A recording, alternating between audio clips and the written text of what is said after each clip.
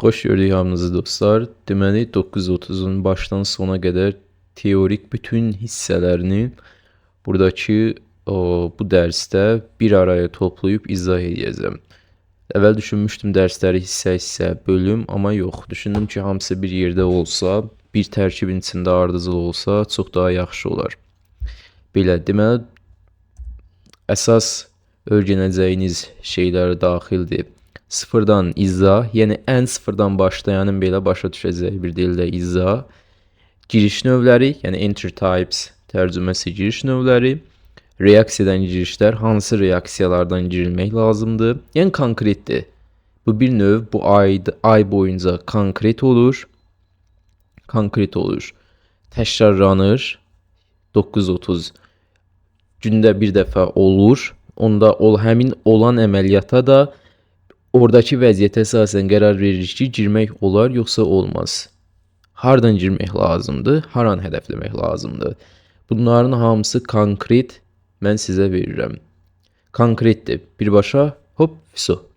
Yəni ki, bu bir növ bilirsiz nədir? Özünüzün başqa kənarda modeliniz ola bilər, başqa modellərlə əməliyyatlar eləyə bilərsiniz və yaxud da necəsə 930 birbaşa sizə konkret base verir.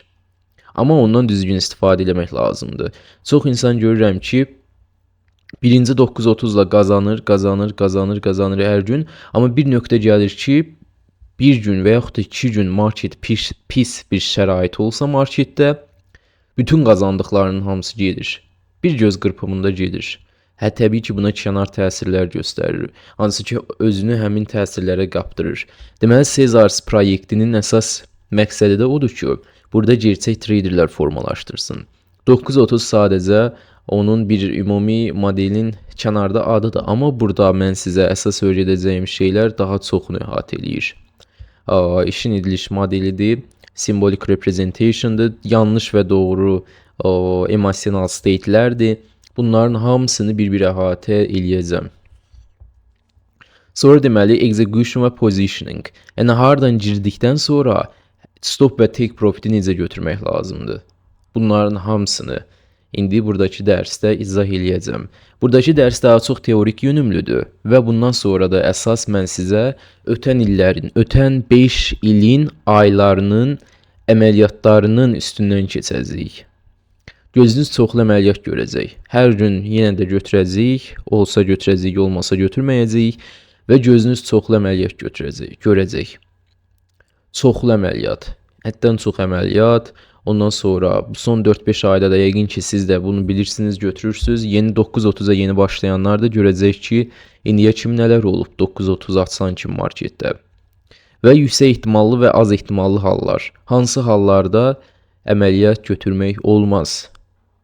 O ki, yəni itkilərin sayını azaldırıq. Pis bir yerdə götürüb bitirməkdənsə, o yerdə heç götürməmək daha yaxşıdır. Ola bilər ki, getsin sonradan hədəfə çatsın, amma bu o demək deyil ki, sonradan peşman olasınız ki, mən gərək ki, bu az ehtimallıya olsa girərdim, heç nə olmazdı, ayda qaçırdım, belə düşünməməlisən.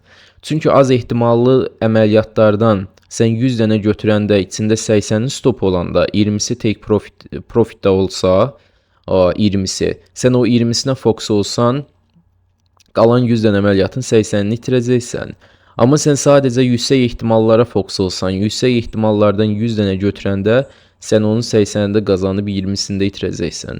Amma sənin beynin hər dəfəsində yanlış belə olsa qazanmaq istəyəcək. Bu isə sənin bir yanılgındır ki, kənar şeylər əslində bu işin ediliş modelinə daxil olmayan şeylər əslində sənə varmış kimi təsir göstərir. Deməli, birinci başa düşək ki, 930 nədir? Yəni, mən yenə deyirəm, 930 bu dərsi ən sıfırdan başlayanların başa düşəcəyi dildə izah edirəm. Başa düşəcəyi hər şeyi izah eləməliyəm. Deməli,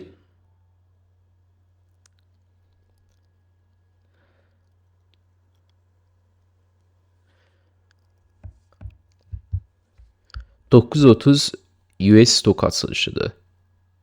Bir vaxtı, yəni bir vaxtı sadəcə olaraq 9:30 saatı və gündə bircə dəfə olur bu vaxt. Yəni hər gün bir saatdan bir 9:30 olmur. Bircə dəfə gündə 9:30 gəlir və bu vaxt New York saatı ilədir. New York saatı ilə ona görə də New York saatına TradingView-da aşağıdan dəyişdirin. UTC mənfidir New York. Buna mütləq dəyişdirin. Çünki bu New York saatı ilədir. Birdən soruşurlar ki, bizim saatlarda 9:30 götürmək olarmı səhər 9:30? Xeyr, olmaz təbii ki. Çünki bircə dəfə gündə bircə dəfə konkret olur. O da New York saatı ilə 9:30. Bəzən saatlar çəkilir. Bəzən bizim saatlar 17:30-a düşür, 40 saatı ilə 18:30-a düşür. Bəzən saatlar dəyişir. Amma daha konkret olmaq üçün həmişə sizin TradingView saatınız New York olmalıdır. TradingView saatınız New York olmalıdır. Stok açılışı nə deməkdir? Yəni US, yəni Amerikada stock market, əsasən də məsələn bilərsiniz Wall Street-dir və s. Stok açılışıdır. Yəni stok marketin necə deyim, bağlı olduqdan sonra, yəni hər zaman marketə açıqdır, o söz yox, o başqa şeydir. Gündə 1 saat bağlı olur, onu demirəm. Stok açılışı tamam fərqli anlayışdır. Bu zaman nə baş verir? İcra olunan həcm artır. İcra olunan həcm artırılır. Yəni birdən-birə marketə böyük bir axın gəlir. Böyük bir axın gəlir. Sonra volatillik artır. Volatilliyin artması isə nə deməkdir? Qiymət birdən-birə sürətlənir və böyük hərəkətlər eləməyə başlayır. Böyük hərəkətlər eləməyə başlayır. Burada aşağıda bir şey görürsünüz. Bu volume profile'dır. Yəqin ki dərslərdən, təməl dərslərdən YouTube-da paylaşdıqlarımdan bilərsiniz. Yəni volume profile yox, daha doğrusu volume. Bu volume nəyə göstərir? Hər bir candle-da içində icra olunan həcmi göstərir. Hər bir candle-ın içindəki icra olunan həcm. Görürsünüz, birinci həcm buralarda azdır. Birdən-birə həcm artmağa başlayır. Marketdə icra olunan həcm artmağa başlayır. 9:30 açılandan sonra. Baxın aşağıda da burada 9:30 var. Lazerin ucuna baxın. Və bu anda nə olur? Böyük əmr axını başlayandan sonra algoritm işə keçir. Yəni bizim 9:30 generative model dediyimiz GM bu algoritm işə keçir. Və algoritmin əsas məqsədi odur ki, verilən böyük əmrlər marketə yedirilə bilsin. Bunun üçün manipulyasiya mütləqdir ki, yedirilə bilsin. Çünki hamı almaq istəsə kim satacaq ya da hamı satmaq istəsə kim alacaq. Ona görə də ki, algoritm tələyə salır. Hər iki tərəfi tələyə salır. Bu nəyə bənzəyir? Böyük bir əmr axını gələndə marketə, məsələn yazmışam burada, su nə qədər gürlaşsa da, nə qədər qarşısına maneələr qoyulsa da, axmağa bir yolunu tapır. Necə olursa olsun axmağa bir yolunu tapır. Birinci daşacaq, birinci manipulyasiya edəcək, sonra yolunu tapacaq. Marketdə də bu açılışda verilən əmrlər o cürdür. Birdən-birə böyük aqressiv iştirakçılar, limit əmrləridir və s. birdən-birə böyük əmrlər gələndən sonra marketə bunlar orada bir daşqınlıq yaradır. Bir yuxarı aşağı vurmağa başlayır qiymət. Və bu müddətdə hər iki iştirakçı, həm alıcı, həm də ki satıcı həmin müddətdə manipulyasiya olunur. Və bu algoritm daşmasına səbəb olur. Birdən-birə volatilliyin artması, əmrlərin artması ilə artıq market məcbur olur ki, necəsə bir üsulla burada verilən bütün əmrləri yedirə bilsinlər. Bunun order flow təməli haqqında biraz danışmışdım, amma bunu bilmək, 9:30 üçün bu sırf bunun arxada baş verən prosesi bilmək, o qədər də necə deyim, sizin baş yormağınız gerəkən bir şey deyil. Sadəcə limit əmrləri, məsələn qiymət yuxarı qalxanda birinci aşağıdan alış limit əmrləri verilir, ondan sonra manipulyasiyada alış limit əmrləri doldurulur, həmin aşağı düşən manipulyasiyada yuxarıya satış limit əmrləri yerləşdirilir, aqressiv iştirakçılar buradan tələyə düşür, sonra qiymət qalxanda. Bunlara başınızı yormağa, belə üstündə beyniniz yormağa ehtiyac yoxdur. Order flow təməllərində də eyni zamanda izah edəcəm və etmişəm eyni zamanda. Bunlar baş yormağa ehtiyac yoxdur. Ona görə də bu generative model mən sizə ən sadə formada, ən sadə, rahat başa düşüləcək formada baxmağınız qrafikə kifayətdir. Yəni nə qədər mürəkkəbləşdirsəniz gözünüzdə, bir o qədər də çətin olacaq. Çünki onsuz da ki market qeyri-müəyyəndir. Onsuz da ki market çox çalxalanır. Onun içində mürəkkəb bir strategiya işlətməyə çalışmaq, mürəkkəb bir yanaşma işlətməyə çalışmaq da sizi də necə deyim, daha çox qısır döngüdə saxlayacaq. Daha da çətin vəziyyətdə saxlayacaq sizi.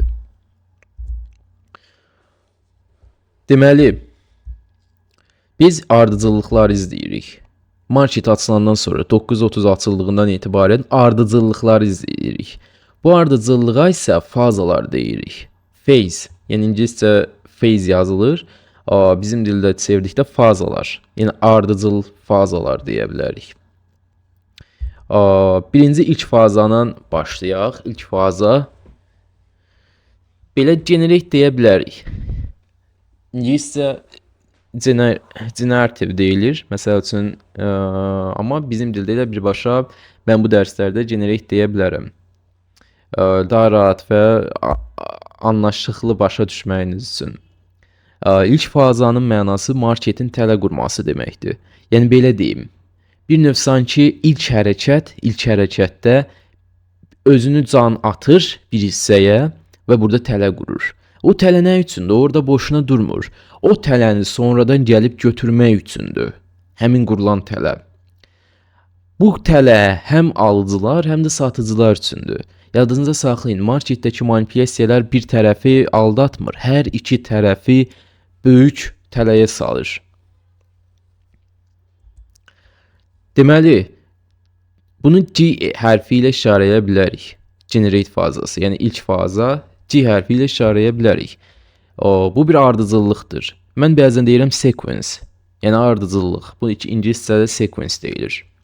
Bu ilk başlayan ardıcıllıqdır generate. Yəni 9:30 açıldıqdan sonra minimum 9:31-in axırına kimi gözləmək lazımdır ki, generate'in artıq hansı hissədə olduğunu aydın gözlə görək.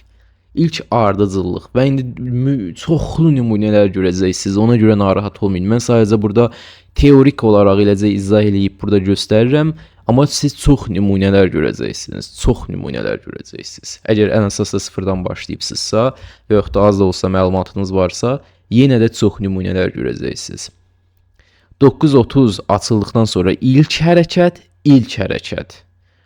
Düz 9:31 heç olmasa ortalarına qədər biz gözləyib görməliyik ki, generate hansı hissədir? Minimum 9:31-in sonuna kimi gözləsək, onsuz da ki qaçmır heç yerə. 9:31 açılan kimi də biz bunu bilməyimiz bir işimizə yaramayacaq. Çünki biz onsuz da ki manipulyasiya fazası gözləməliyik. İndi o haqqda danışacağam. Sadəcə olaraq heç olmasa bir tələsmədən qərar, necə deyim, özünüzü təşvişə salmadan, şübhə altına salmadan səbrlə 9:31-in sonuna qədər gözləmək lazımdır. 9:31-in sonuna qədər ilk hərəkəti görmək üçün. Generate fazası 9:30 daxil olmaqla ümumi ilk hərəkət sayılır. 9:30 hansı candle'dır? Baxın bu lazerin ucundan göstərdiyim, baxın bu candle. Aşağıda da yazıb 9:30, baxın bu candle 9:30 açılışıdır. Yəni tam 9:30 bədəni daxil marketin ilk tərsinə qayıdacağı hərəkətə qədər generate fazasıdır. Yəni bax buradan başlayır düz bura qədər yuxarı bu sonuncu tələ qurulan hissəyə qədər generate fazasıdır. Düz buradan başlayır tam bura qədər. Generate fazasının nə zaman bitəcəyini əvvəlcədən bilmirik. Sadəcə olub bitəni müşahidə edirik. Yenə deyirəm, 9:30 açılanda burada biz bilmirik ki, generate harda bitəcək. Ola bilər 9:31-dən sonra qayıdacaq, ola bilər 9:32-dən sonra bitəcək və aşağı qayıdacaq. Biz bunu bilmirik. Bizim bildiyimiz sadəcə tək şey var ki, hardansa manipulyasiya olacaq və biz bunu sadəcə müşahidə edirik. Tam onu da bilmirik ki, manipulyasiya nə zaman başlayacaq, nə zaman bitəcək. Sadəcə müşahidə ilə, bax indiyə qədər yenə deyirəm, danışdığım hər şey müşahidə edirik. İndi bayaq dediyim kimi 9:30 deməli düz əvvəlindən indi hara qədər hərəkət edibsə düz generate elədiyi yer tam sayırıq. Fazanın özünü sayırıq. Baxın bu qırmızı ilə görünən yer var. Baxın bu hissə. Düz 9:30 daxil olmaqla düz generate elədiyi yerin sonuna qədər. Hansı ki tərsinə dönüb burada manipulyasiya fazası başlayıb. Bu hərəkət, bu qırmızı ilə gördüyünüz hərəkət fazanın özüdür. Generate fazasının özüdür. Bu dəfə 9:30 üstə bitib. Baxın bu candle 9:33-dür. Amma ola bilərdi 9:31-də bitsin, ola bilərdi 9:32-də bitsin, ola bilərdi 9:35-də bitsin. Sadəcə indi bu bir nümunədir ki, mən bura qoymuşam ki, bu generate fazasını necə müəyyən edirik.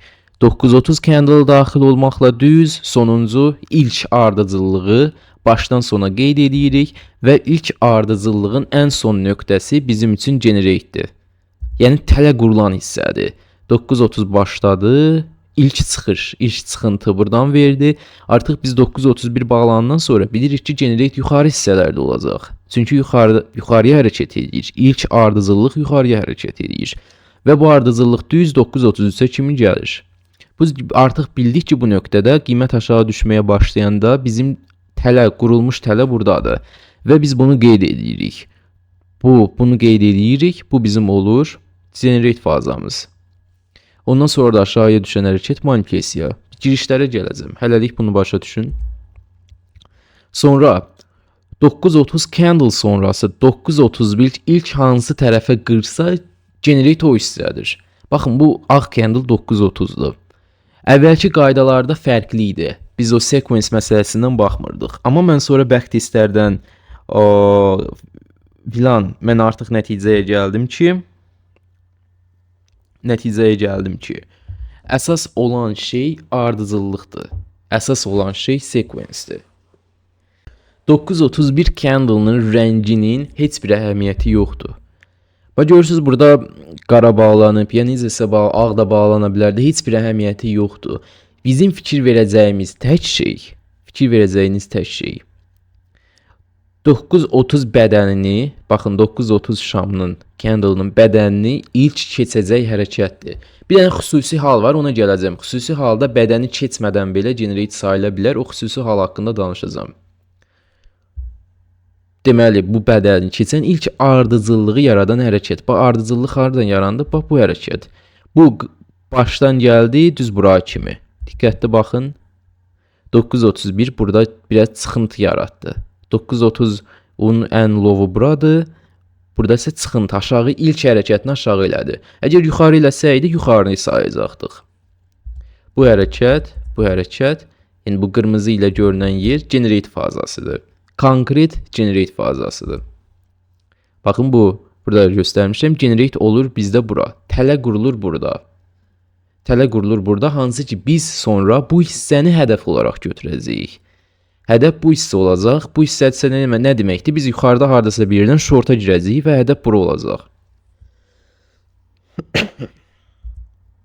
Sonra başqa bir nümunəyə baxaq.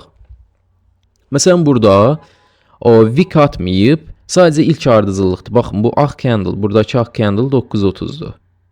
Ondan sonraki bu ilk düşən qara candle 931'dir. Bu da 932'dir. Generate burada görürsünüz, buradır.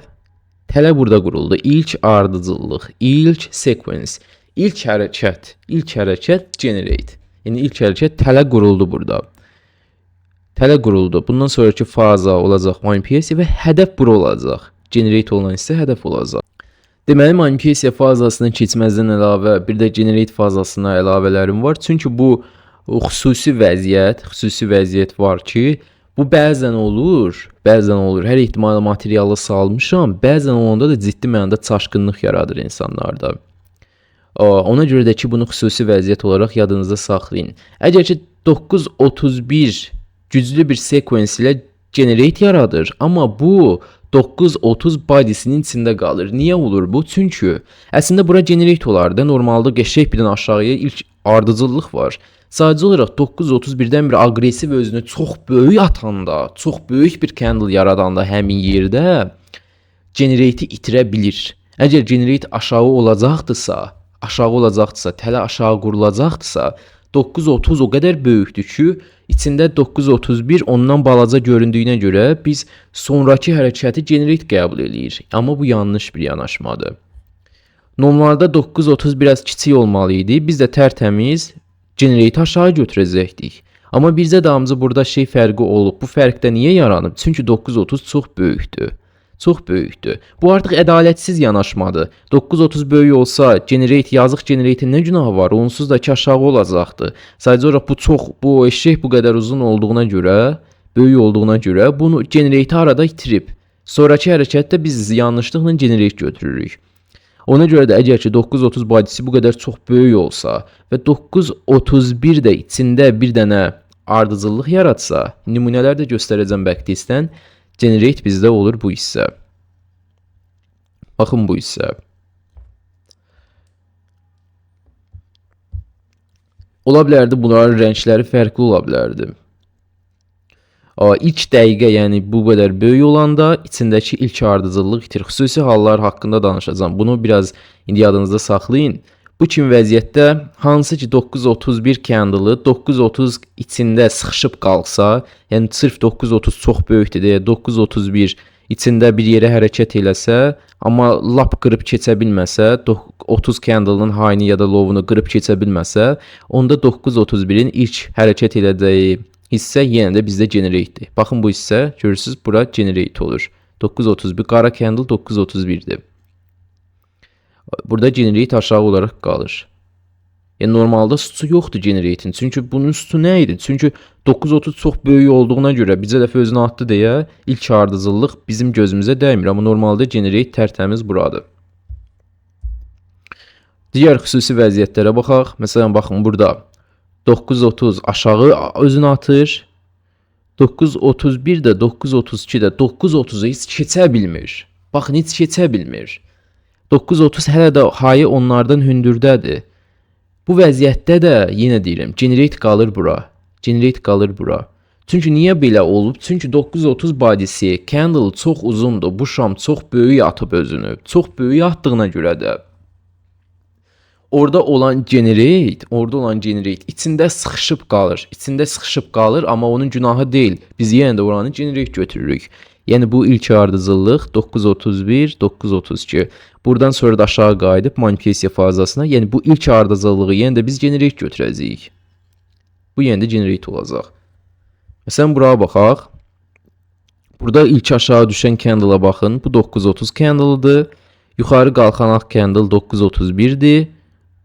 Bu 932. Burada yenə nə görürük? Yenə 930'un heç üstünə keçə bilməyib. Bunun yenə generate'in günahı var mı? Yox, sadəcə 930 candle o qədər böyükdür ki, orada gerçək baş verən generate'i içində gizləyir.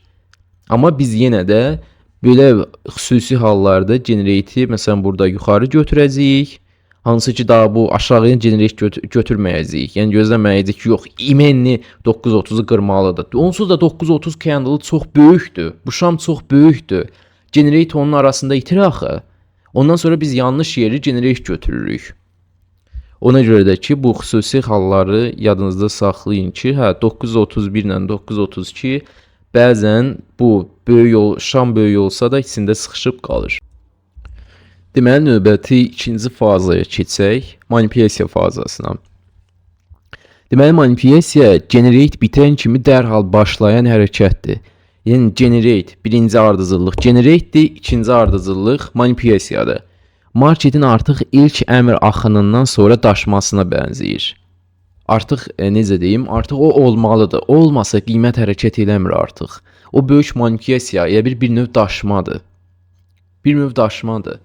İlk ardıcıllıq, ondan sonra manipulasiya, hər iki tərəf manipulasiya olunur, itirir. Ondan sonra isə qiymət artıq bizim tələmizə doğru gedir. Tələ qurduğu hissəyə, yəni generate'ə doğru gedir. Market davam etməsi gərəkən yerin əksinə qayıdır manipulasiya fazasında. Deməli, minimum 2 dəqiqə çəkməlidir. Manipulasiya fazası minimum 2 dəqiqə çəkməlidir. Yəni, nə bilim, 1 dəqiqəlik aşağı düşüşlər, nə bilim, 1 dəqiqəlik qalxışlar, bunlar manipulasiya fazası deyil. Minimum heç olmasa 2 dəqiqə müddətində qiymət generate'dən sonra əks istiqamətə qayıtmış olmalıdır.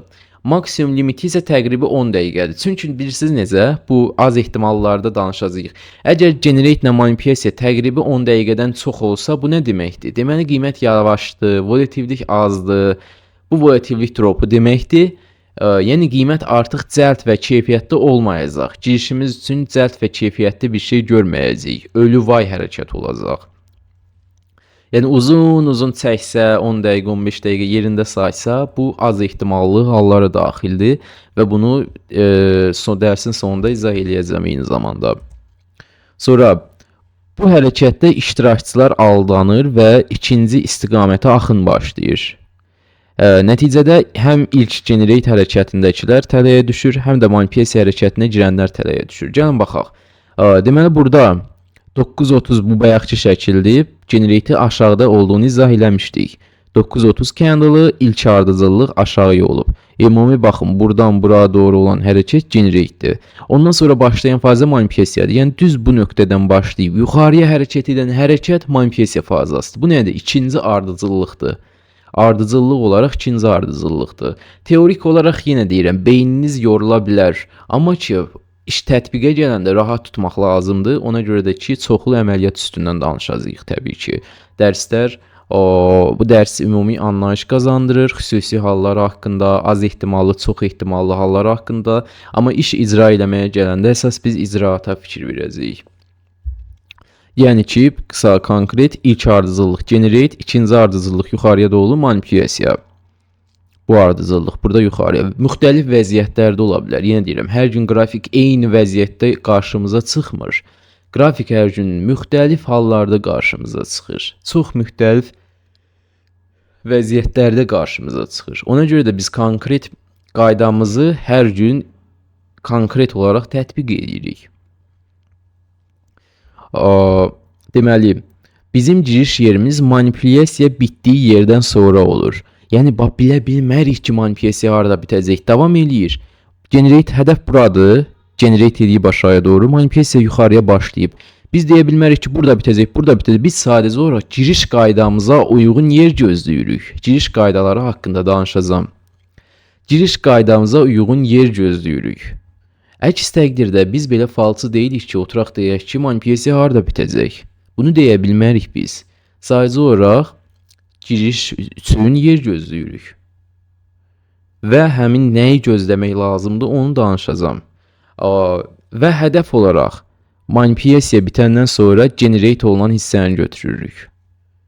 Hədəf, məsələn, generate bu hissədir, aşağı gəldi, tələ qurdu. Sonra manipulasiya fazası başladı və manipulasiya fazası bitəndən sonra biz hədəf olaraq generate götürürük. Bəs soruşa bilərsiniz ki, manipulasiya bitdiyini hardan bilmək olar və girmək lazım olduğunu necə biləcəyik?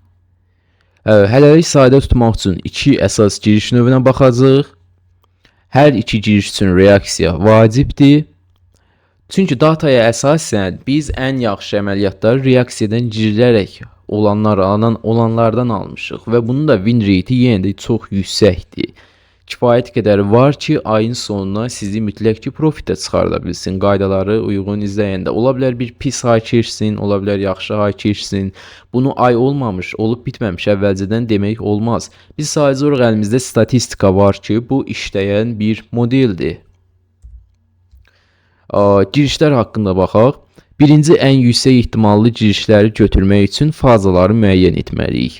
Yəni, birinci generate fazası oldu mu? Generate fazasını müşahidə edirik, qeyd edirik. Ondan sonra generate bitən kimi manipulasiya fazasını müşahidə edirik və onu qeyd edirik.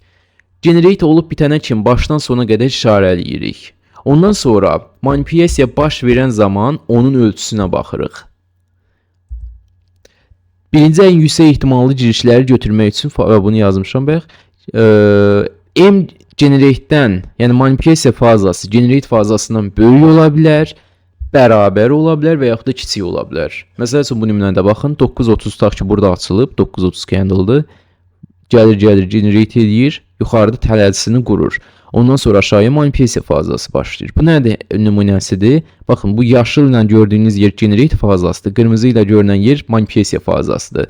Və biz burada aydın gözlə görürük ki, manipulasiya fazası generate fazasından böyükdür. Məsəl üçün fazalara baxaq. Nümunə üçün qoymuşam bura. Baxın, bu hissədə bu yaşılla gördüyünüz yerlər hər dəfəsində 930 açılıb, gəlib generate edib.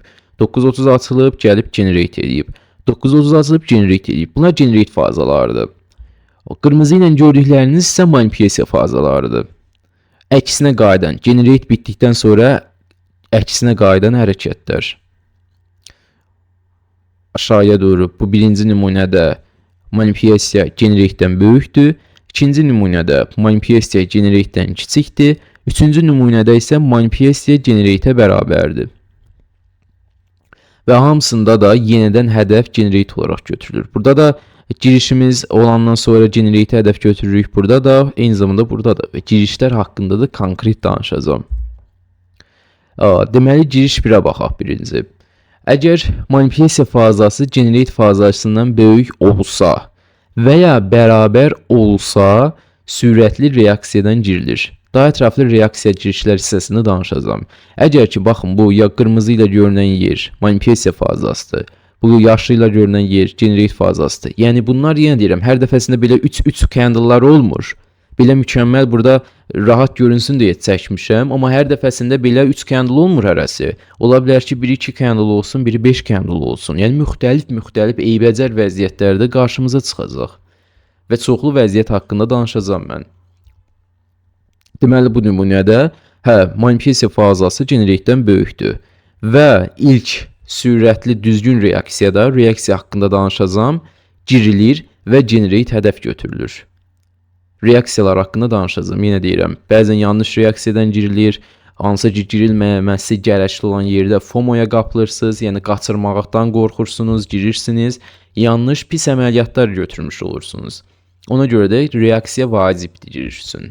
Əməliyyat icraatı ilə bağlı daha ətraflı execution və positioning bölməsində dərsin ətraflı orada danışacağam. Deməli, məsəl üçün baxaq bu nümunələrdə nə görürük biz? Birinci nümunəyə baxaq, məsələn burada. Generate hansı hissədə aşağı? Çünki 930 açılır, ilk ardıcıllıq olan hərəkət aşağıdır.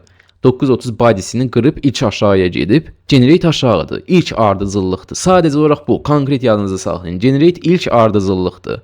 Wick-də çıxsa 931 candle-ın rəngi ağ olsun, qara olsun, boz olsun, qırmızı olsun, yaşıl olsun, heç bir fərqi yoxdur.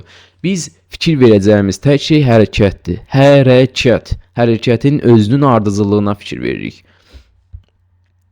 931 ilk ardıcıllığı aşağıdır. Tələ aşağıda quruldu. Bizim hədəfimiz aşağı olacaq. Sonra bu yuxarıya gedən hərəkət manipulyasiya fazasıdır. Manipulyasiya fazası yuxarıya doğru gedir. Və bizim də reaksiyadan girişimiz, məsələn mən buradan girmişəm, reaksiya həmin yerdə sürətli idi.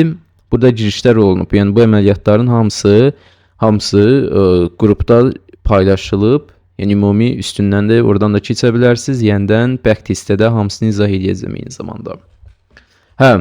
Giriş bura, hədəf də bura. Füsü qutardı, gir çıx. Buradan girildi, buradan çıxıldı.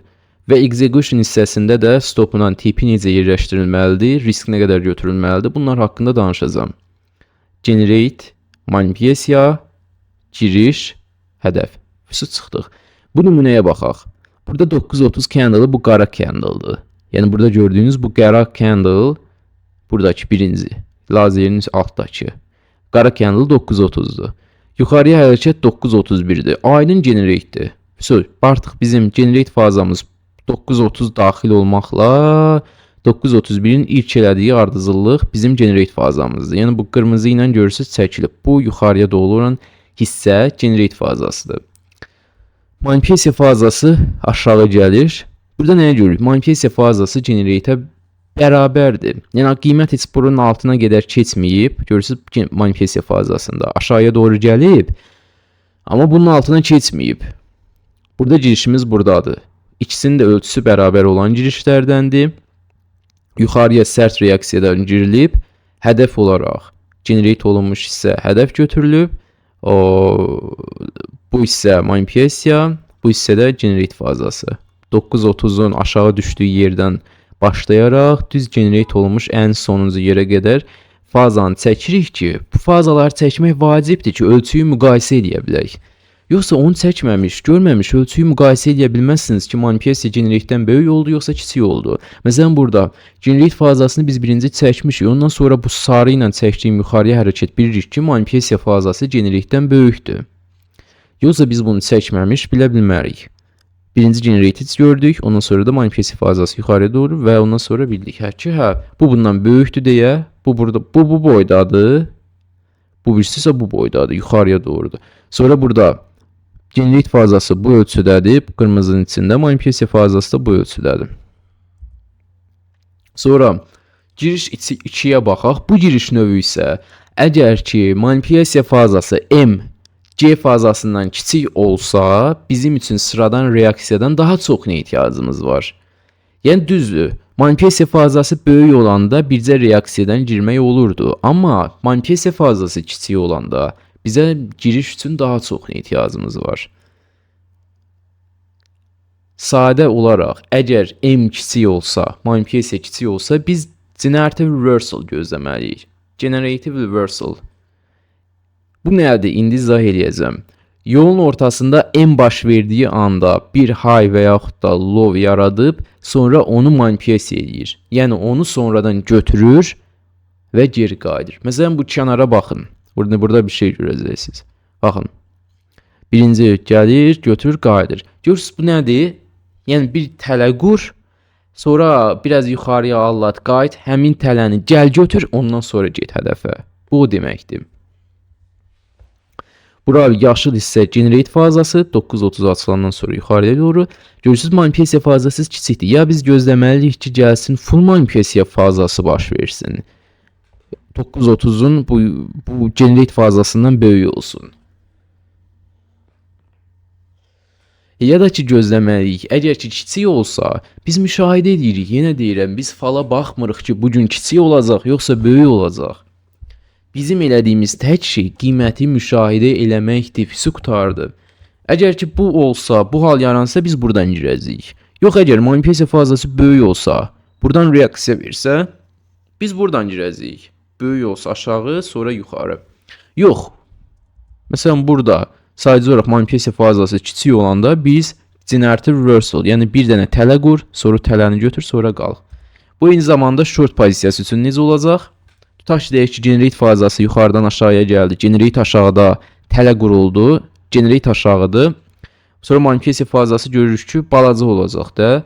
Böyük getmir. Böyük getsə böyükdən girəcəyik. Görürük ki, balaca olmaq istəsə nə etməlidir? Belə bir şey olmalıdır. Tələni götür, sonra qayıt aşağı. Bizim girişimiz də buradan olacaq. Tələni götürdüyü yerdən sonra. Generative reversal'dan sonra. Generative reversal, yəni bir yer generate elə, onu allat, yolluq götür özünə, manipulasiya ondan sonra qayıt aşağı. Bizim girişimiz isə, yəni buralardan aldanıb girmək olmaz. Çox adam görürəm ki, manipulasiya fazası kiçikdir. Generative reversal yoxdur, heç nə yoxdur, heç bir səbəbdən buradan girir. Buralardan girir də tezliklə balaca bir hərəkət stop edir. Ona görə də konkret qaydalardan çıxmayın. Yenə deyirəm, gün bu gündən bitmir. Gün bu gündən bitmir. Hər gün 9:30 olur, götürürük, baxırıq. Ona görə də ki, sırf bu günə fokus olmayın. Deməyin ki, yox, gecikdim, buradan girim. Elə bir söhbət yoxdur. Lazımsız böyük itkilərə səbəb olacaq bu. Generative reversal elədi. Tələ qurdu. Həmin tələni götürdü. Sonra aşağı reaksiya verəndə girilir. Reaksiyalara gələcəm. Reaksiya hər iki növ üçün vacibdir. Həm manipulasiya balaca olanda, həm böyük olanda. Reaksiya hər ikisi üçün vacibdir. Sadəcə olaraq konkret qayda olaraq göstərirəm ki, bu hər iki vəziyyətdə necə girilməlidir. Burada manipulasiya balaca olsa, generative reversal, yəni bir yer yarat, sonra qayda aldat, gəl onu manipulasiya götür, sonra get hədəfə. Short üçündəki yenə bir yer yarat, sonra qayda aldat, gəl onu götür, bu sarı dairənin içinə baxın, sonra qayıt aşağı. Bizim girişimiz isə buradan olur. Nümunələrə baxaq. Generative reversal üçün olan nümunələr. Baxın. Deməli, burada nə var? 9:30 buradan açılıb. Bax, lazerin ucuna baxın, döndərirəm. Baxın, burada açılıb. Aşağıya doğru ilk hərəkət generate'dir. Sonra yuxarıya doğru başlayan hərəkət manipulasiya fazasıdır. Amma görürük ki, nə var? Bura kim gəlib, sonra aşağı qayıtmaq istəyib, amma bu nədir? Bura kim gələn manipulasiya var, bura kim gələn manipulasiya? Balacadır. Bu lazerin ucuna baxın, ilk bura kim gələn hərəkət balacadır. Manipulasiya fazası balacadırsa bizim nəyə ehtiyacımız var? Generative reversal. Yəni, nə edib? Bu lazerin ucunda gördüyünüz yeri yaradıb, ondan sonra aşağı manipulasiya edib, görün buna, baxın bu hissədə. Buranı yaradıb, bura generate, 9:30 buradan açılır, aşağı bura kim gəlir. Sonra burada başlayır manipulasiya, gəldi bura. Çox adam nə edəcək? Buradan tələsib girəcək ki, əfsəyə getdi, gir. Amma sonra nə olur? Manipulasiya fazası balacadır deyə bir dəfə də gəlir generator reversal eləyir. Yəni bu yaratdığı yeri manipulasiya eləyir. Yaratdığı yeri bir dəfə də götürür, ondan sonra gedir hədəfə. Ondan sonra hədəfə gedir. Yaratdığı yeri götürdükdən sonra aşağı reaksiyadan girilir. Burada hələ məndəki giriş biraz gecdir. Buralardan atmaq istəmişdim girişi, sadəcə gecikmişdim. Bu reaksiyadan girilir, hədəf olaraq da generate götürülür. Növbəti nümunəyə baxaq. Burada nə var? 930 deməli açılır. 930 açılışına baxaq asıdır. Buradan açılır. Aşağıya generate fazası baş verir. Generate fazası aşağıya. Sonra yuxarıya ilk hərəkət. Baxın bu. Bu balaca 2 candle'lıq yuxarıya gedib də, bax, sonra gəlib aşağıya heç hədəfə çatmayıb. Generate buradır. Generate buradır. Amma manipulasiya fazası yuxarıya doğru kiçikdir. İkinci ardıcıllıq kiçikdir. Kiçik olduğuna görə də bizim nəyə ehtiyacımız var? Yolluq götürməyə. Yəni bu yaratdığı hayə, bu yaratdığı təpəni gəlsin, bir dəfə də manipulasiya eləsin yuxarıya doğru. Baxın bu ikinci hərəkət bizim üçün vacibdir. Ondan sonraki reaksiyada mən girdim, buranı hədəflədim. Tələ buradadır. Generate olunan hissə buradır. Tələ buradır. Və balaca olduğuna görə də generator reversal gözlədim. Yəni buradan qorxub da girmək lazım deyil. Manipulasiya fazası generatedən balaca olsa, FOMO-ya qapılıb da ki, girməyin. Baxın, buradan gözləyirik bu hayəyə götürsün, manipulasiyasını, ondan sonraki reaksiya bizim düzgün olan girişimizdir. Bunlar kiçik generator reversal nümunələrdir. Daha çox nümunə görəcəksiniz. Bunları məsələn göstərdim ki, canlı qrafikdə hər gün fərqli vəziyyətlər yaranır. Biz sadəcə qayda olaraq bilirik də, hər gün qaydanı qaydaya olaraq baxırıq. Yoxsa qrafikdə gündən günə fərqli vəziyyətlər yaranacaq. Birində manipulasiya böyük olacaq, birində kiçik olacaq, bəzilərində isə heç əməliyyat götürməyəcəyik. İndi buna müddət təbii ki, nəzarət edəcəm mən sizin bütün əməliyyatlarınıza. Özüm gün boyunda deyəcəm, generate həftədə bir saat canlı olacaq. Həmin canlıda deyəcəm ki, məsələn bunu niyə götürdük, bunu niyə götürmədik, həftə boyunca bütün hamısını izah edəcəm. Eyni zamanda da sizin əməliyyatlarınıza və dashboardunuza baxacağam. Bu sarı dairələrin içinə baxın, generator reversallar buradadır. Birinci yuxarıya manipulasiya başlayır, amma manipulasiya fazası generate fazasından kiçikdir. Bura. Sonra buranı manipulasiya edir, sonra reaksiyadan gəlir, hədəfə çıxır. Hədəf də ki, bizdə buradır. Burada da eyni. Generate, manipulasiya, sonra isə hədəfə. Reaksiyaya gəldik. Reaksiya pik nöqtə. Giriş üçün. Çünki əsas bizə giriş lazımdır, deyilmi? Giriş üçün lazım olan reaksiya sürətli olmalıdır. Yavaş hərəkətlər keyfiyyətsizliyin və pis bir girişin əlamətidir və lazımsız itkilərə səbəb olacaq. Məsələn, bu nümunədə generate haradır? Bildik ki, aşağıdır. Aşağıya doğru, bax, bu hərəkət generate'dir. Bura. 930 açıldı, generate aşağı. 931-də ilk ardıcıllıq gəlib vkat. Bura generate'dir bizdə. Baxmayaraq ki, 931 şamı ağ rəngdədir. Bu heç bir məna ifadə eləmir. İlk elədiyi hərəkət bizim üçün vacib məna ifadə edir. Ondan sonra görürük manipulasiya fazası yuxarıya başladı. Lazerin uzuna fikir verin. Yuxarıya manipulasiya hərəkəti. Burada sürünməyə başlayır. Bu nə deməkdir? Artıq həvəsi yoxdur. Generate elədiyi yerə, tələ qurmaq istədiyi, getmək istədiyi yerə getməyə bir səbəb yoxdur. Çünki ölür, sürünür, reaksiya vermir. Bu hallarda lazımsız itkilər ən çox bu hallarda olur. Məsələn, deyək ki, hər şey tamamdır və sən reaksiya gözləyirsən giriş üçün.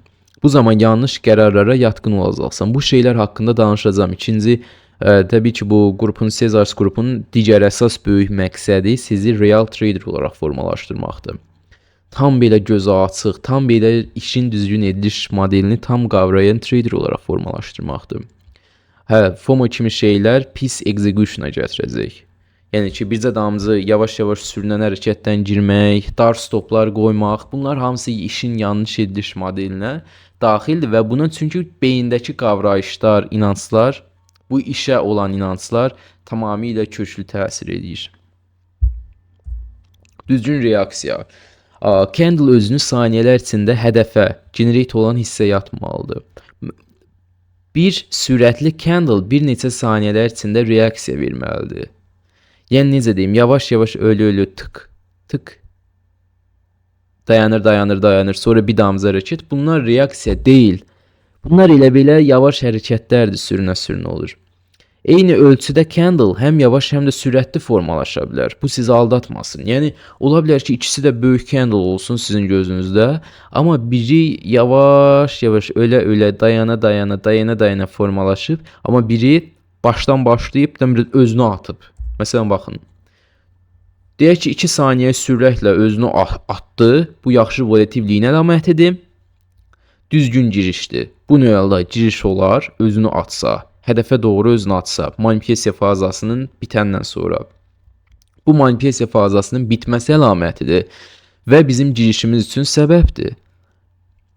Amma yanlış reaksiyada nə olur? Az volatillik olur. Yəni candle bir damcı bura gəlir, bir damcı gəlir, burada biraz dayanır, sonra özünü bir damcı yuxarı atır, biraz sürünür də, konkret reaksiya vermir, sürünür.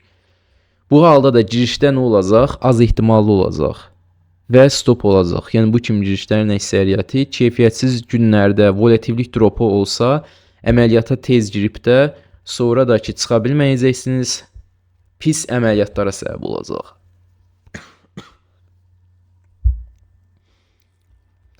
Formalaşması yavaş və uzun çəkənlərdə girmək olmaz. Sürətli özünü atanlarda, jivoy olanlarda girmək olar. Hə, deməli gəldik növbəti hissəyə, execution və positioning məsələsinə. Deməli, çox trader nə edir? Arda-arda dəfələrlə qazanır. Amma bir-ikicə gün çəkir ki, bütün hər şey yuyulur, gedir, öz güvəni qırılır, tamamilə pis bir vəziyyətə düşür. Bu tamamilə yanlış olmaması gereken bir şeydir axı. Bir traderin başına həmişə pis bir həftə gələcək, pis bir gün gələcək. Bu o deməkdirmi ki, bütün əlində olan hər şeyi girsin, orada itirsin? Pis deyil, o iməhlə bu gün olmalıdır. Bu make it happen və kənar təsirlərin, kənar yanlış qavrayışın, işin edilişinin yanlış qavrayışının nəticələridir. Nəticələridir ki, bu sonda gəlib belə olur. Bunlar haqqında ediliş modeli tərəfində danışacağım çoxlu. Amma hələlik gəlin texniki teorik hissədən danışaq. Bunlara yəni ki, çox qatıb qarışdırmayım mövzuları bir-birinə. Onsuz da ki, bu danışmaq istədiyim tərəfdən, bioloji tərəfdən çox danışacağıq. Bu dərsdə texniki tərəf yenə deyirəm. Ölçüyü düzgün götürmək və stopla tipinin yerlərinin düzgün seçilməsi davamlılıq üçün vacibdir. Yəni ki, nə bilim, bugün bütün hesabın hamısını riskə at, qazandın. Sabah hamısını riskə at, qazandın. Nə 9.30 böyük hərəkət edir, yüksək win rate-dir. Amma bu o demək deyil. Bircə gün pis gələn kimi ola bilər ki, stop oldun. Bu nə deməkdir? Bütün hesabın getdi. Bu o mu demək olmalıdır? Xeyr, əlbəttə ki. Yavaş getməlisən, amma uzaq getməlisən. Burada bir gün hoppanıb, o birisi gün bataqlığa düşməklə deyil iş. Burada sənin hesabın həyatda qalmalıdır gündən günə və etmən gerəkən düzgün formada eləməlisən. Bura şey deyil, əyləncə şey ki, hesabı bir gündə keçəsən, o birisi gündə şey alasan. Onlar olacaq vaxtı ilə, amma gərək o hesabları itirməyə də rahat olasan. Yoxsa bircə gün pis olan kimi bir dünya başına yıxılır, hər şey qarışır bir-birinə, səhəri gözləyirsən, 9.30 gələn kimi həyəcandan əlin ayağın əsir. Bunlar haqqında danışacağıq ediliş modelində. İnsaizə olaraq ümumi başa düşün texniki tərəfi. 9.30-dan sonra market çox volatil olur. Çox insan üçün böyük hərəkət həvəsi var, amma qazanmaq üçün 5 point ilə 1000 pointin heç bir fərqi yoxdur qazanmaq üçün. 5 pointlik hərəkətlə, yəni bax belə hündür hərəkətlə, çox gedən hərəkətlə, bilirsiniz niyə? Traderlər yeni başlayandan andan tutmuş bir yanılgısı olur. Böyük hərəkət demək, böyük qazanc deməkdir. Tamamilə yanlışdır. Heç bir önəmi yoxdur. Hayır. Traderlər, heç bir önəmi yoxdur. Bax, bu hərəkətlə də 500 qazanacaqsan, bu hərəkətlə də 500 qazana bilərsən. Bu hərəkətlə desən ki, yox, mən bununla 1500 qazanacam. Elə şey yoxdur. Burada da 1500 qazana bilərsən axı. Ona görə deyirəm ki, böyüklüyün heç bir fərqi yoxdur. Böyük hərəkət həvəsi axmaqlıqdır. Həqiqətən axmaqlıqdır. Çox qazanc, çox da itirmək deməkdir. Burada 500, bura 1500 demək deyil. Buradakı 1500 qazanc 1500-də itkidir. Buradakı 1500 qazanc 1500-də itki riskdir. Deməli, özünüzü düzgün pozisiyaya almaq şərtdir. Yəni ki, girişlə çıxışlarda stopu dartmaq, RR-i artırmaq, bu kimi şeylər güvəni qıracaq, böyük itkilərə səbəb olacaq. Bunların qarşısı alınmalıdır. İndi bunlar haqqında danışıram, əməliyyatlarınıza nəzarət edəcəm. Mənim əməliyyatlarımı da onsuz hamınız görübsünüz, görəcəksiniz də. Özünü düzgün pozisiyalamaq şərtdir. Düzgün pozisiyalamaq. Giriş aydın oldu, reaksiya girişləri aydın oldu. İndi onlar haqqında da baxacağıq. Amma ki, take profit-lə stop loss-un önəmi də çox vacibdir. Stopu dar qoymaq olmaz və yaxud da profiti artırmaqdır, həvəsə düşməkdir, böyük hərəkət həvəsidir. Bunlar hamısı boşdur. Çünki yenə deyirəm, bir damcı hərəkətlə 1000 damcı hərəkətin heç bir fərqi yoxdur qazanmaq üçün. Heç bir fərqi yoxdur. Sən o 5 pointdə də o 1000 pointdə qazanmaq istədiyini qazana bilərsən. Risk planına sadiq qalmalısan. Yəni bugün böyük hərəkət var, böyük volatillik var, böyük qazanc demək deyil. Bugün az hərəkət var, şey var deyə burada da lapaz qazanc demək deyil. Gündəlik qazanclar taraz olmalıdır. Gündəlik qazanclar taraz olmalıdır. Yoxsa profit və itki arasında çox fərq olacağı üçün texniki olaraq hesabınız irəli getməyəcək. Yəni bugün məsəl üçün volatil market, böyük risk atıbsan, böyük qazanıbsan və yaxud da az risk atıb az qazanıbsan, səhər daha çox volatil olacaq, riskin artacaq. Bircə dəfə itki olan kimi görəcəksən, profitlərindən itkin çox böyük oldu. Bu da səni qısır döngüdə saxlayacaq. Ona görə də ki, risk planı vacibdir. Hesabın üstünə tətbiq olunmuş konkret risk planı vacibdir. Bir trader üçün ən başda əməliyyat üçün güvən gəlir. Ondan sonra riskə qərar verilir. Yenə deyirəm. Birinci yüksək ehtimallı 9.30'lar götürülür. Yaxşıdır, bu 9.30'lar davamlıdır. Volatillik dropu və s. yoxdur. Ondan sonra isə standart risk planına sadiq qalmalısan ki, hesabın irəli getsin. Gəlin bir dənə execution üçün ümumi risk planına baxaq. Yəni hesabınızın 9.30 ilə irəli getməyini istəyirsinizsə, bunu izləmək şərtdir. Şərtdir, çünki riyazi olaraq riskinizi böyük tutduğunuz və lazımsız pis əməliyyatlar icra elədiyiniz müddətcə hesab irəli getməyəcək. Bir dəfə qazanacaqsan, ikinci dəfə pis bir gündə yerə dəyəcəksən, getməyəcək. Və bunu bəzilərinin deyəndə qəbul eləmirik, belə sözümü qulaq ardına vurur. Yəni başa düşməyi, eşitmək istəmir. Deyir, yox, mən çox qazanmalıyam, mən nə elədiyimi bilirəm. Halbuki gedir itirir, yenə deyirəm, belə deyil, belədir. Deyir, yox, mən o aza tabi olacaq bir də mən çox istəyirəm. Halbuki heç azı belə yoxdur əlində. Ona görə də yenə deyirəm, mənim sözlərimi, öyrətdiklərimi ciddi mənada nəzərə alın. Hamısına bir qulaq asın. Buradakıların hamısına birinci əməl eləməlisiniz, deməlisiniz ki, hesab irəli getsin. Baxın, 50 minlik hesabda siz 50 minlik, yəni fon hesabından söhbət gedir. 50 min itirmək haqqınız yoxdur. Sizin orada itilmək haqqınız, limitiniz 2000'dir. Siz də bu 2000'in tutub da 2000'in də bir əməliyyatda risk atırsınız 9.30'da. Bu nə deməkdir? Bir dəfə qazanıb, ikinci dəfədə hamısını itirmək deməkdir axı. Deməli, ümumi olaraq indi risk planına gələndə nə etməyəcəyik? Limiti müəyyən edirik. Məsələn, hesabınızda nə qədər limit var? 50 minlik hesabda 2000'dir, top stepdə və yaxud da MFF-də 2500'dür. Nə bilim, limiti müəyyən edirsiniz ki, 100 minlikdir, 150 minlik hesabdır. Ümumi limiti müəyyən edirsiniz. Qalan limiti və yaxud da canlı depozitdə hesabda edirsinizsə, balansı. Əgər canlı depozit olmuş balansda edirsinizsə, bunu heç olmasa 10'a bölməlisiniz ki, canlı balansınızı böyük riskə atmayasınız. Çünki riskdir, yenə deyirəm, market riskdir. Market riskdir və qeyri-müəyyənlikdir. Qeyri-müəyyənlikdir. Pis bir ay da gələ bilər, pis bir gün də gələ bilər, pis bir həftə də gələ bilər. Bu qeyri-müəyyənlikdir. Deməli, qalan limiti fon hesabında ən azı 5-ə bölməlisiniz. Məsələn, 2000 limit mi qalıb? 2000 limiti götürməlisiniz, 5-ə bölməlisiniz. Baxın, fon hesabları bunu bilir ki, onsuz da insanlar buna qane olmayacaq, onsuz da bölə bilməyəcək. Ona görə də bilirlər ki, onsuz da ki, onlar bir dənə itişisi olan kimi əsəbləşəcək, impulsiv növbəti qərarı verəcək, sonra da riskin get-gedə artıracaq və statistik olaraq 99% fon hesabı alan itirəcək. Onlar bunu bilir, tələq qurub və bunu da o həmin 99% deyəndə qəbul eləmək istəməyəcək. Böyük oynamaq istəyəcək, amma hər dəfəsində də bataqlığa batacaq, qısır döngü bitməyəcək. Deməli, bax, bunları yenə deyirəm, eşidin. Şey eləməyin ki, yox, mən böyük oynamaq istəyirəm, mən belə qane olmaram. Amma ki, bu irəli getməyin şərti budur, irəli getməyin belə kökü budur, kök ehtimalı budur. Kök birinci riyazi olaraq toxunulmaz olmalısınız.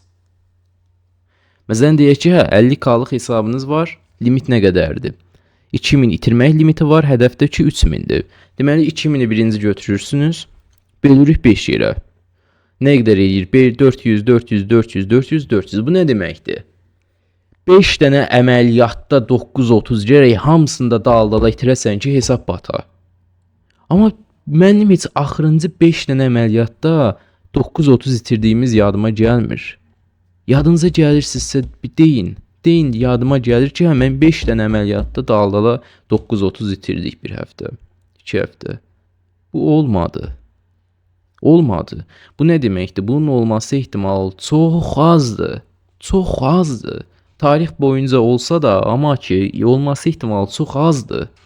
Amma mən nə görürəm? Gündə biri fon partladır. Gündə biri hesabını uçurur. Gündə biri...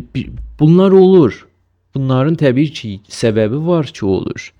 İndi bu kənar səbəb mindfulness-dir və s. o kimi şeyləri qatmıram bura ki, hissəli öyrənin. Onlar haqqında danışacağım. Onlar bioloji məsələlər, onlar çox haqqında danışacağım. Narahat olmayın. Çox dərin, çox böyük mövzulardır. Materialları da yükləyəcəm. Mənim hələ ki danışmaq istədiyim şey texniki məsələdir ki, hesabın başına nə gəlir ki, hesab partlayır axı. Və orada gördüyüm bir şey var. Bir gündə 9.30-a 3-4 dəfə girişə cəhd, hər dəfəsində volatillik çox olan yerdə hesabın başı üçün olmayan risk götürmək. Bir əməliyyatda 700-800 risk, 1000 risk, 1500 risk. Hansı ki 50 minlik hesabda 2000 limitin 50%, 60%-ni bir dənə lazımsız yerdə əsəblə riskə atılır. Hesab yenə deyirəm, bu qədər hesab partlamaz. Sadəcə olaraq orada deməli kənar bir şey var ki, bunlar baş verir.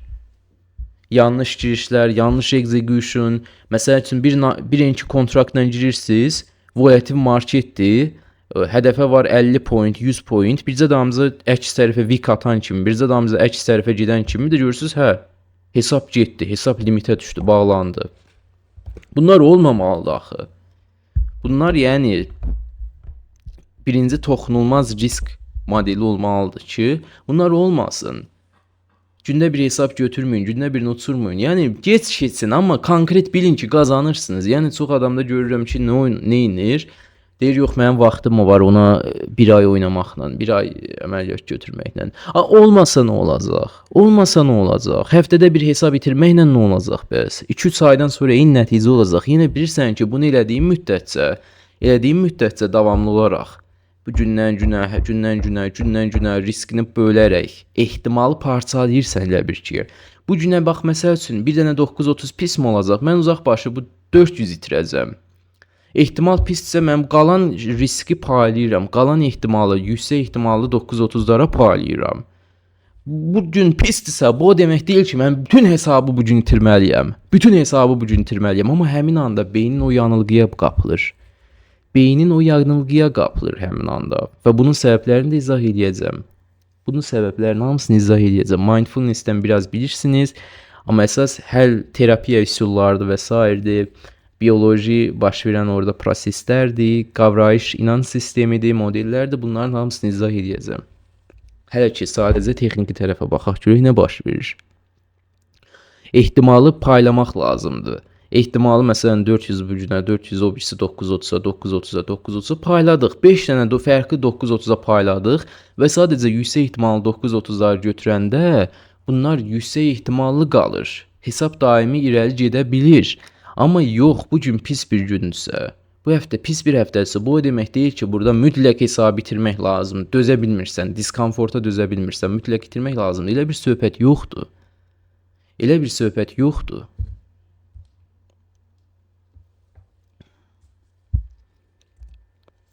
Deməli, bölmüşük. 5 dənə əməliyyata bölmüşük. Bu o deməkdir ki, siz 5 dənə əməliyyatda arda-arda itirsəniz, hesabı itirmiş olacaqsınız. Amma texniki olaraq 930 indiyə kimi 5 əməliyyatda arda-arda itkili olmayıb. Bu isə o deməkdir ki, riyazi olaraq hesabın batması az ehtimallıdır. Bəs hesab niyə batır? Bu haqda bayaqdan danışıram.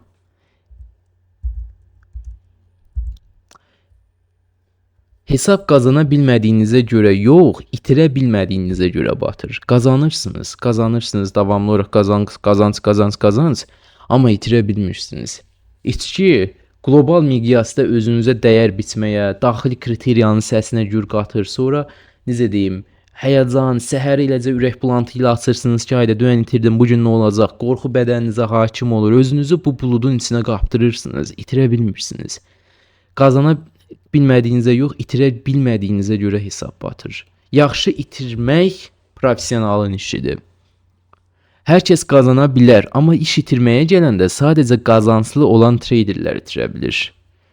Çünki o itirə bilməyən necə olacaq, hamısını itirəcək.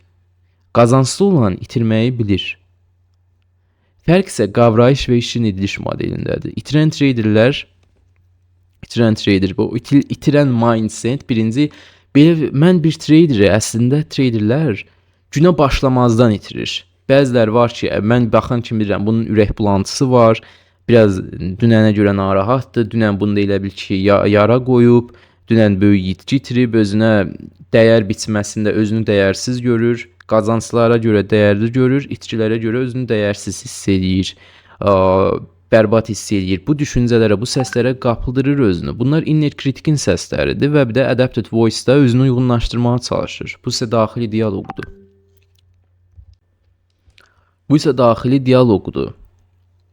Bunlar haqqında yenə deyirəm, danışacağım sadələşdirilmiş şəkildə. Və mən də bilirəm ki, həmin traderlər bu gün heç marketin qarşısına keçməyinə belə ehtiyac yoxdur. Çünki bu onsuz da itirib. Bu indidən itirib. Bunun heç marketin qarşısına keçməyə ehtiyacı yoxdur. Onsuz da ki, hesabının hamısını itirəcək. Bir dənə itki, dalından birazca böyük risk, lazımsız əməliyyat, heç nədən diskomfortla, hesab gözündən düşüb, hər şeyi sıfırlamaq istəyəcək ki, yenidən başlasın, təzə başlanğıc eləsin, yeni səhifə açsın. Bu isə bir yanılğıdır. Qayıdıb eyni hamam olacaq. İş kökündədir problem. O kökü dəyişmək lazımdır. O qavrayışı dəyişmək lazımdır. O başındakı xəritədə. Terapiyalardır və s. Yenə deyirəm, bunlar əlavə mövzulardır. Hər şeyi buraya işləmək istəmirəm. Sadəcə ki, texniki tərəfə fokus olaq. Klasik hal necə olur?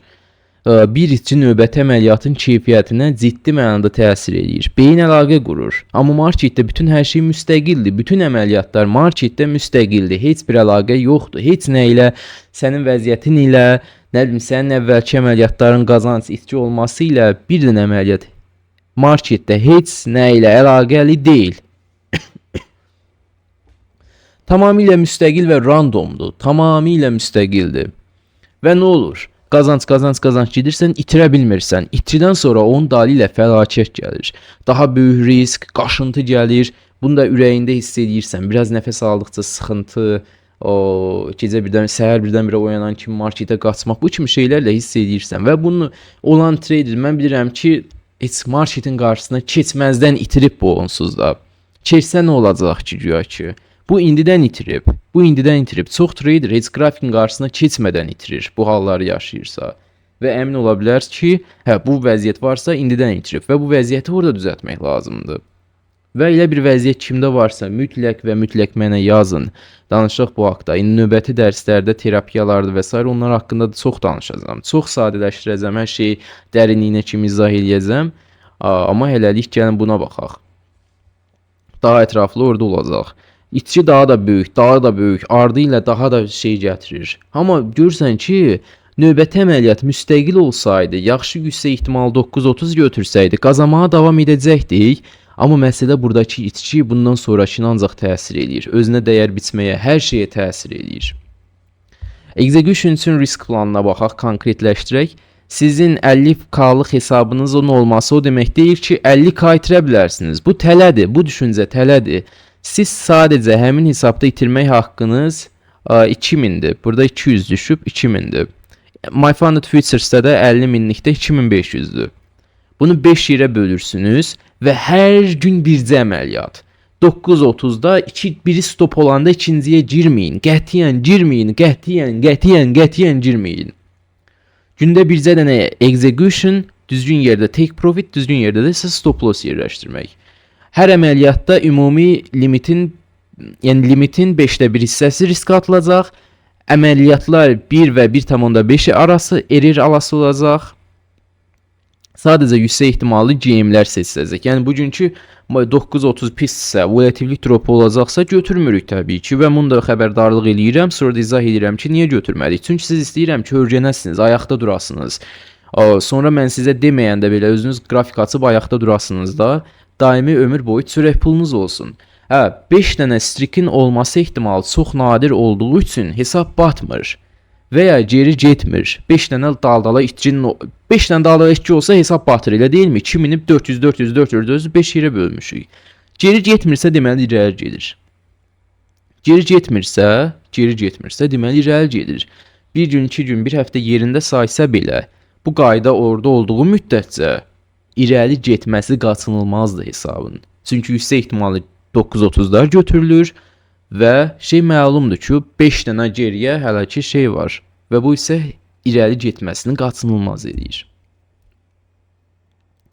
İlk olaraq ayın manipülyasiya fazasının bitməsi gözlənilir. Bu müddətdə volatillik müşahidə edilir. Error hesablama və positioning haqqında danışıram. Hədəf olan generate girişdən nə qədər məsafədədirsə, stop da həmin qədər əks məsafədə olmalıdır. Məsələn, deyək ki, giriş buradır. Girişiniz bura generate'dir, hədəfdir, bura manipülyasiyadır, yuxarıya. Giriş də bura olacaq. Reaksiya verib girmək istəyirsiniz. Bu halda nə olacaq? Girişə deyək ki, take profit'e nə qədər var? 30 point. Həmin stopu da dar gətirib bunun üstünə qoymayın. Bura qoymaq olmaz. Stopu da geniş qoymaq lazımdır. Məsələn, hədəfə bu qədər varsa, stopu da eyni qədər yuxarıya qoymalısınız. Birin birə. Yüksək ehtimallı olsun deyə əməliyyat. Hədəfi olan pointi ölçün. Məsələn, 50 pointli hərəkət var. Deyək ki, volatil gündür. Bir əməliyyata risk planı 400'dür deyək ki. Sonra 1 pointli NQ-də bir kontrakt nə deməkdir? 20 dollardır. 50 pointlik bir NQ kontrakt nə deməkdir? 1000 dollardır. Deməli nədir? Riskinizi aşır. Sizin riskiniz olmalıdır 400, amma 50 pointlik bir kontraktla girsəniz olur 1000. Deməli nə etməlisiniz? Mikro kontrakta keçməlisiniz. Mikro. NQ var, MNQ var. Bir dənə mikro, bir dənə NQ-nin 1/10 hissəsidir. 1/10 hissəsi deyə də kiçik ölçü ilə aça bilirsiniz. 1 pointlik hərəkət, bir dənə mikro Nasdaq kontrakta 2 dollardır. 50 pointdə bir dənə mikro NQ-də 100 dollardır. Deməli 4 dənə NQ atsanız 50 pointlik hərəkət üçün 400 dollar risk olacaq, 400 dollar da profit olacaq. Bunu hər gün vərdiş halına gətirmək lazımdır. Hesabınızda olan limitə görə 50K-lıq hesab üçün məsələn nümunə çəkdim ki, əksəriyyət 50K-lıq deyil, rahat olsun. Məsələn, hədəfə az varsa, deyək ki, başqa senaryoda gözücü hesablanır. Məsəl üçün hədəfə 20-25 point varsa, volatillik azdır deməli. Məsələn üçün girişimiz var, generate hədəfə baxırıq ki, 20-25 point var da təqribi gözücü. Burada bir kontrakt NQ girə bilərsiniz. 25 point eləyəcək 500 dollar. Deyək ki, hədəfə 50 point var. Bu halda da ki, mikro NQ-yə keçəcəksiniz. Qarşısa 4-5 kontrakta mikroda götürəcəksiniz. Yəni bu risk planına baxın. Yəni ki, hesabınız tutaq ki, 2000 limitini də siz götürüb də Bir kontrakt, iki kontrakt Nasdaqda açırsınız. Bu nə deməkdir? Elə bir əməliyyata 2000-in hamısını riskə atırsınız. Onda nə olacaq? Stop heç düzgün yerdə olmayacaq. Bizə damcı vik atan kimi, bizə damcı qiymət oynayan kimi sizi limitə salacaq. Belə lazımsız şeylər olacaq. Siz də həsəbdən partlayacaqsınız ki, ayda hədəfə getdi, qaçırdım hərəkəti, stop elədi, hesabı limitə saldı, hədəfə getdi. Bunlar olacaq. Bunlar olacaq. Ona görə də ki, əməliyyata uyğun hesabın risk planını tənzimləməlisiniz. Əməliyyata uyğun hesabın risk planını. Məsələn, volatil günlərdə mikro NQ-də keçin, 4-5 kontraktdan açın. Az volatil günlərdə, yəni 4-5 kontrakt mikro MNQ açın. Amma yox, volatillik az olanda deyək ki, hədəfə 20-25 point var girişdən sonra. Bunda isə bir kontrakt NQ girə bilərsiniz. Onda da yenə risk yenə eyni. Həmin an olanda ilk olaraq çox qazanmaq istəyəcəksiniz. Bu isə yanılğıdır.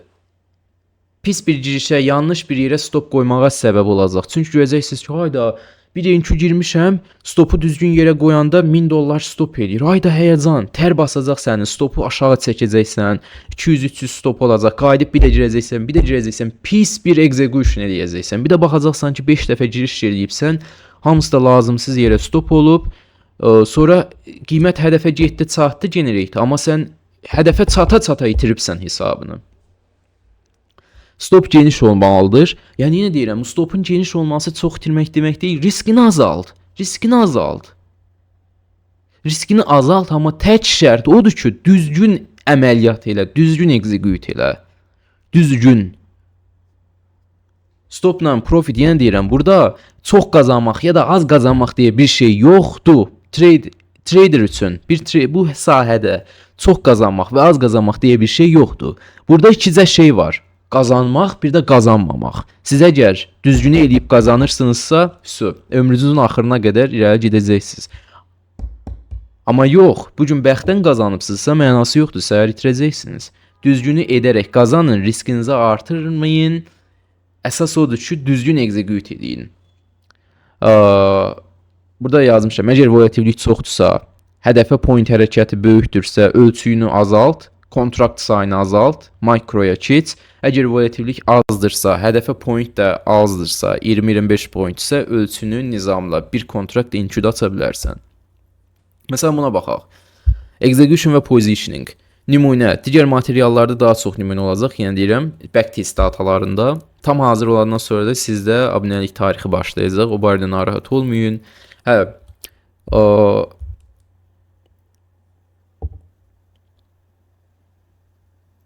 Deməli,